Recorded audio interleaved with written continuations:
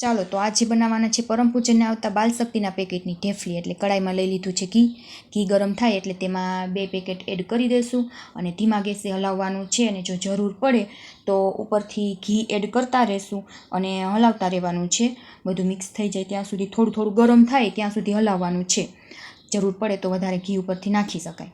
આ ઢેફલી બનશે તે બહુ જ હેલ્ધી હોય. બાળકોને આ પેકેટ આવે તે પહેલાં પરમ પૂજન અમારે રાબ જેવું કરીને પીતા, પણ હવે દાંત આવી ગયા છે એટલે ઢેફલી ખાય. થોડીક એ ખાય ને થોડીક અમે પણ ખાઈ લે. થોડું ગરમ થઈ ગયું છે તો હવે તેલ લગાવી ચોકીમાં અને તેને ઢાળવાનું છે. પણ એમાં આપણે ઘી ને ગોળ હજી એડ કરશું એટલે થોડુંક ગળ્યું હોય તો ટેસ્ટ વધારે આવે અને બાળકોને ભાવે. અમને તો ભાવે જ છે. અમે પેકેટ સાવ ફેંકી દેવા કરતાં અમે પણ ઢેફલી ખાય. તો હવે ગેસ બંધ કરી દીધો છે. ગોળ એકદમ ઓગળી ગયો છે અને હવે ગોળ મિક્સ થઈ જાય ત્યાં સુધી હલાવવાનું છે. અને પછી ગોળ મિક્સ થઈ જાય એટલે ગેસ બંધ કરી અને એમાં નાખશું ટોપરાનું ખમણ. એટલે ફ્લેવર આવે અને ટેસ્ટ પણ મસ્ત આવે. તો ટોપરાનું ખમણ નાખી અને બધું મિક્સ કરી અને પછી ઢાળી દેશું. તો હવે ઢાળી દઈએ.